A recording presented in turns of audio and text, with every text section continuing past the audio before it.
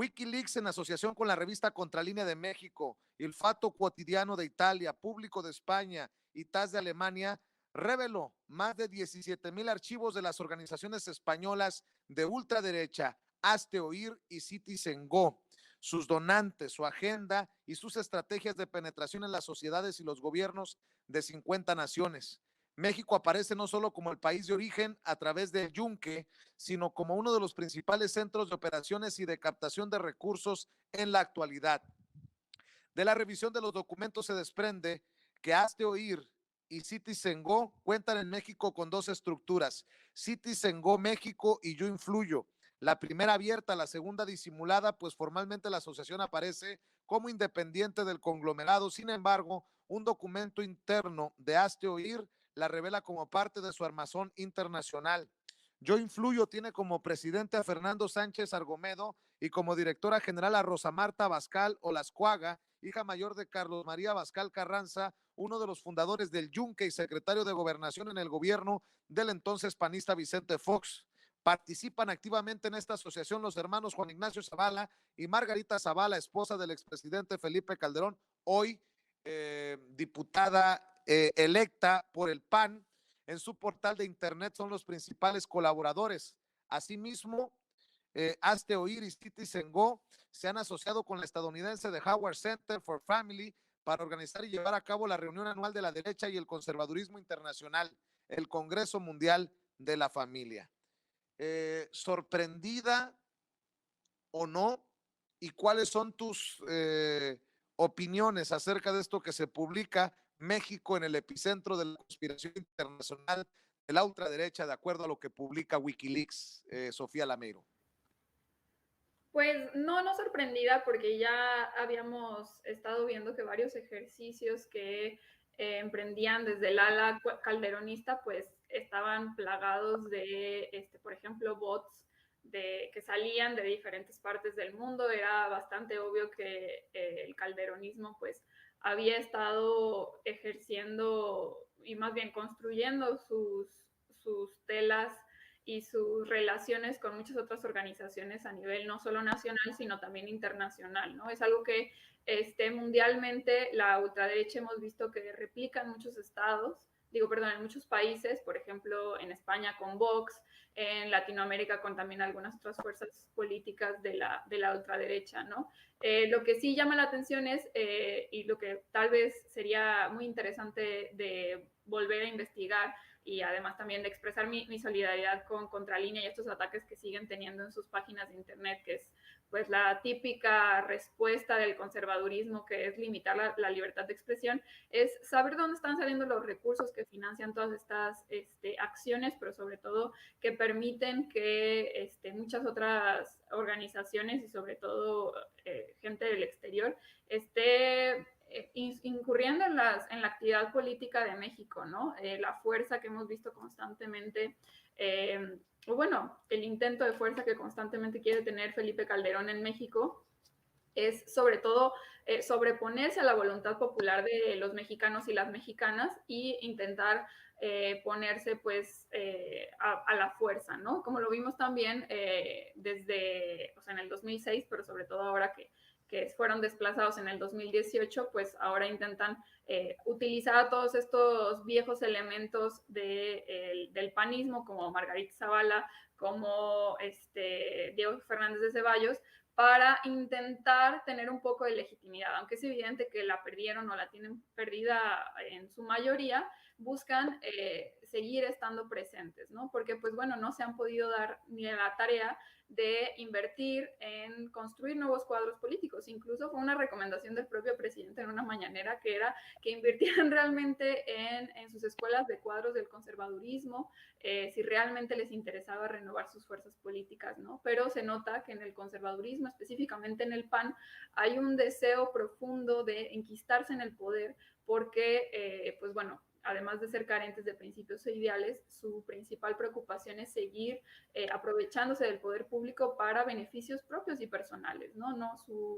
Su objetivo es principalmente el beneficio personal para hacer negocios al amparo del poder público, para seguir consiguiendo millones a costa del beneficio y el bienestar de la gran mayoría del país.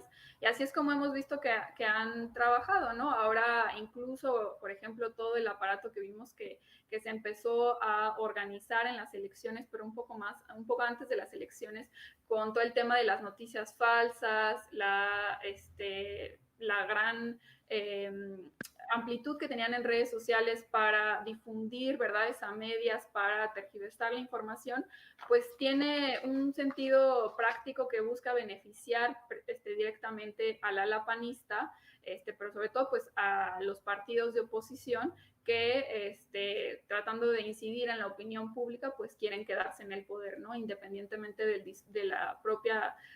propio espacio público que podríamos tener de diferencias con las fuerzas políticas, pues a ellos les interesa mejor mentir y con eso manipular la opinión pública para que, pues bueno, tengan beneficio en las votaciones, ¿no? Ahora, pues vemos que no les ha estado funcionando tanto, pero sí es cierto que en términos, por ejemplo, de difusión de información, pues han estado ganando espacios y pues eso es preocupante porque pues los principales, o sea, los medios de comunicación que están aliados con ellos, pero sobre todo lo que logran ellos difundir en redes sociales y muchos otros espacios que igual y no están tan regulados, como WhatsApp, etcétera, pues generan una gran problemática en nuestro país en términos de la información y la verdad que se difunde todos los días, ¿no? Así es, maestro Horacio Franco, suena fuerte, ¿no? México en el epicentro de la conspiración internacional de la ultraderecha, de acuerdo a lo que se publica de los 17,000 archivos de organizaciones dadas a conocer por Wikileaks. No, mira, desde un punto de vista ciudadano sin ningún punto de vista crítico sobre lo que se está poniendo en juego, además entre el advenimiento de gobiernos de izquierda como el de Perú, Argentina, Bolivia, México, ¿no? Como los que tenemos ahora. eh, Obviamente, cuando tú lo analizas geopolíticamente, hay como un hartazgo ya de la derecha, no por la derecha de los pueblos, hacia la derecha. Eh, y evidentemente todavía la derecha recalcitrante en este país y en otros países de Sudamérica, como la misma derecha de Bolsonaro, ¿no? Están viendo, volviendo los ojos hacia Europa, pero el fenómeno de Europa, el fenómeno de la ultraderecha y de las conquistas que ha tenido la ultraderecha en Europa fueron por motivos muy diferentes, han sido por motivos muy diferentes de los que tenemos aquí en Latinoamérica, ¿no? En Europa no están saqueándole su riqueza de una manera tan vil y tan despiadada como lo hicieron todas las derechas y todas las transnacionales norteamericanas, europeas y canadienses y hasta chinas que se coludieron con los gobiernos de esta región para saquear pues toda una región de enorme, pero enorme, enorme riqueza en recursos, ¿no? Hace poco tuve una discusión con un colega que sacó incluso, porque yo dije que precisamente antes de la consulta del 1 de agosto, que se me hace verdaderamente increíble que la clase media de México, ¿no? En especial hablo de la clase media de México porque la conozco mejor, a la clase media la han engañado incluso, o sea, toda esta clase media que votó en la Ciudad de México por partidos de derecha o en contra de López Obrador, le han visto la cara durante sexenios enteros, ¿no? Los neoliberales incluso desde antes, yo creo que desde antes, pero porque en verdad, si tú comparas la clase media mexicana con la clase media de Nueva Zelanda o de Holanda o de Dinamarca o de Suecia, que son países mucho más pobres que México en recursos. O sea, no me vayan a decir que Holanda es más rico que México. Entonces un compañero, o sea, un colega que escribe también se peleó conmigo, me la echó, me dice, ¿cómo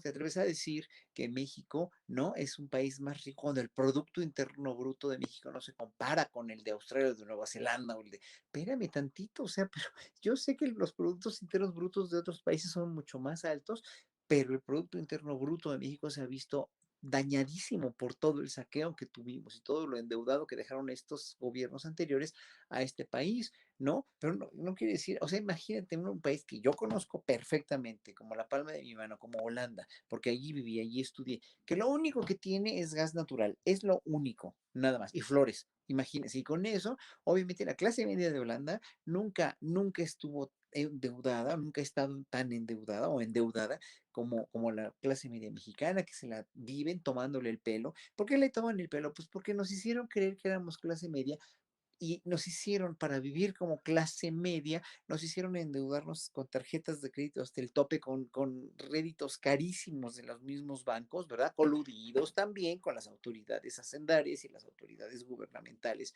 en turno, ¿no? Nos hicieron comprar créditos hipotecarios carísimos, que siguen estando carísimos, ¿no? Es una de las cosas que debería hacer el gobierno de López Obrador, hacer, aplacar un poco a los bancos tan voraces, pero bueno, finalmente, ¿cuál clase media, hombre? O sea, a la clase media la empobrecieron, la fueron empobreciendo y le hicieron una clase pero muy jodida desde hace muchos sexenios, ¿no? Entonces, obviamente, a lo que quiero decir con esto es que pues toda la clase media latinoamericana no se puede comparar con una clase media en Europa ni por equivocación, aunque ya le están pasando menos bien, obviamente desde los españoles que están tan mal administrados también, y luego los italianos, pero obviamente gracias a muchos factores, sobre todo la cuestión de los extranjeros que llegaron a Europa, se fue empoderando la derecha, ¿no? Porque pues obviamente los aceptaron refugiados de todos lados y empezaron a, dijéramos, a empobrecer o a desbalancear la economía que ya estaba bastante bien en los años 80 y 90, pero empezaron a llegar más y más trabajadores inmigrantes y estos empezaron a decir, bueno, a ellos se les da y por qué a nosotros no, ¿no? Entonces la riqueza está repartiéndose cada vez menos bien porque obviamente toda riqueza tiene un límite, ¿no? Y aún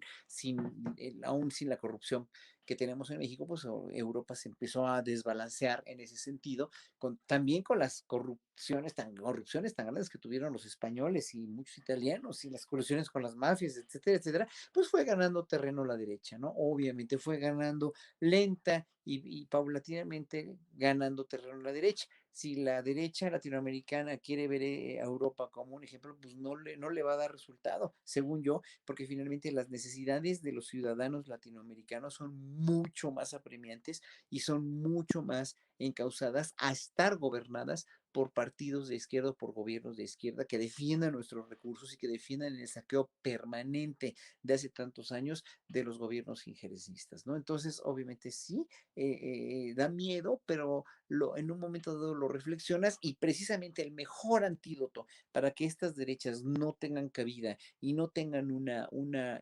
solución de volver a gobernar México, en este caso, el próximo sexenio, es uniéndonos mucho como pueblo y viendo precisamente, haciendo y fomentando día a día la mentalidad crítica de qué nos hicieron, qué está pasando con este gobierno y hacia dónde queremos ir. Es bien así la fórmula. ¿Qué nos hicieron? Pues nos devastaron, nos dejaron hechos verdaderamente una miseria y una tragedia, de saqueo, de corrupción, etcétera. ¿Qué están haciendo ahorita? Tratando de arreglar todo eso. ¿Hacia dónde vamos? Pues vamos hacia donde precisamente queremos ir como población, hacia una repartición equitativa de la riqueza y hacia un no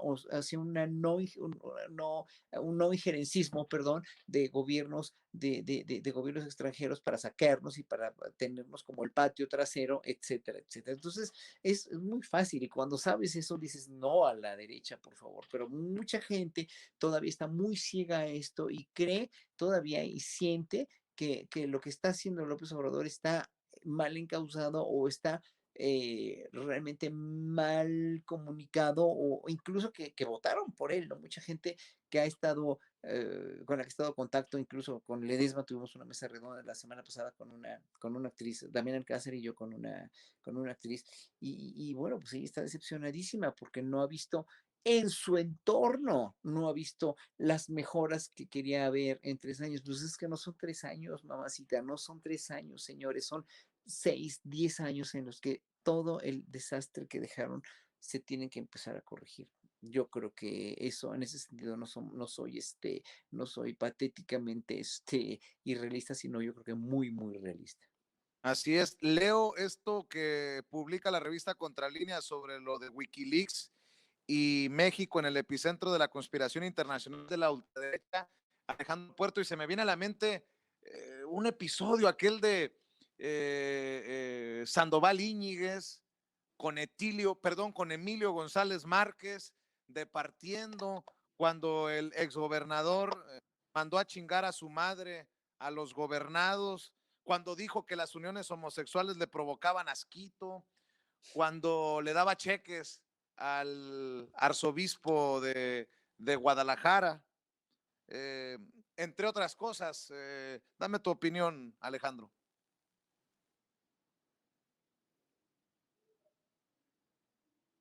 Alejandro, ¿me escuchas? Sí, es que me desactivaron el micrófono. Ah, perdón. Sí, y te recuerda a esos personajes porque están muy ligados a esta historia. De hecho, no es algo nuevo que México sea el epicentro de estas situaciones. A mediados del siglo pasado, Estados Unidos instaló dos centros de conocimiento, así los llamaban, para combatir el comunismo, uno en Europa y otro aquí en Guadalajara. Y aquí en Guadalajara surge de ese centro de conocimiento la FEMACO, que era una federación estudiantil de corte conservador y anticomunista que buscaba combatir el pensamiento crítico en las instituciones de educación superior, ¿no? Y de esa historia de la FEMACO, de la injerencia norteamericana, nace también la Universidad Autónoma de Guadalajara, que es la primera universidad privada del país, nace casi a la par que el ITESO, y surgen por una división que hay al interior de los grupos conservadores, más bien de ciertos grupos de la iglesia, unos tendientes a la teología de la liberación que fundan el ITESO, y una ala muy conservadora, donde estaba Sandoval Íñiguez, que fundan la Universidad Autónoma de Guadalajara, los tecos, aquellos personajes tan oscuros que llegó a investigar, que llegaron a investigar diferentes periodistas. Entonces, esta situación no es realmente nueva, creo que ahora tiene un tinte distinto, tiene un tinte muy diferente. Lo que ocurría a mediados del siglo XX era que México era, además de vecino de Estados Unidos, que es una situación que vamos a tener toda nuestra vida, era la puerta de entrada para exiliados de otros países o incluso para inmigrantes que buscaban llegar a Estados Unidos y empezar a impulsar visiones progresistas o revolucionarias de la realidad social, ¿no? E intentaban combatirlas en lo que Estados Unidos consideraba sus patios traseros.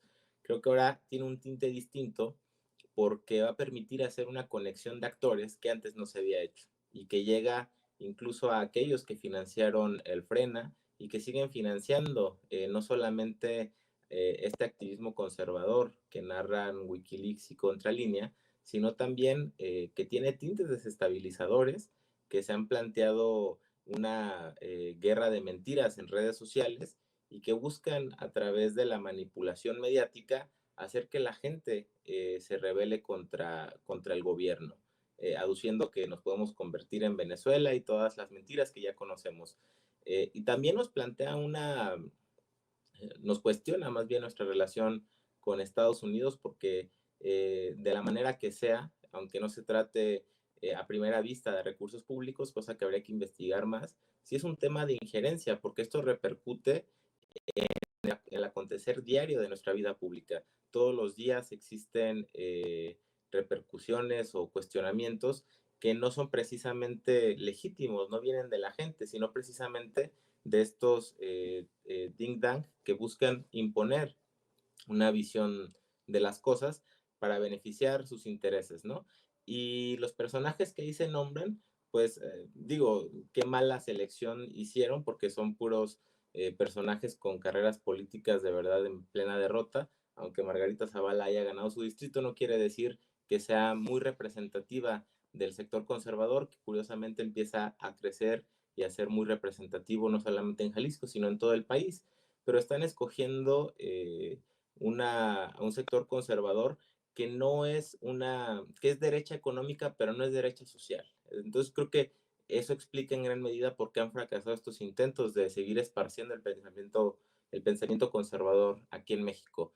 Y a través de analizar esta red de personajes, esta red de intereses, pues vamos a dar con qué impulsa de verdad a muchos actores políticos. Yo te podría decir de entrada, el representante de Jalisco en la Coparmex a nivel nacional, Juan Arturo Covarrubias, pues es quien está detrás de Enrique Alfaro, quien está detrás de Pablo Lemus, de varios políticos de Movimiento Ciudadano, y que es muy amigo del cardenal Sandoval Íñiguez, que de cardenal no tiene nada, realmente él es un empresario inmobiliario más y es muy bueno para hacer negocios.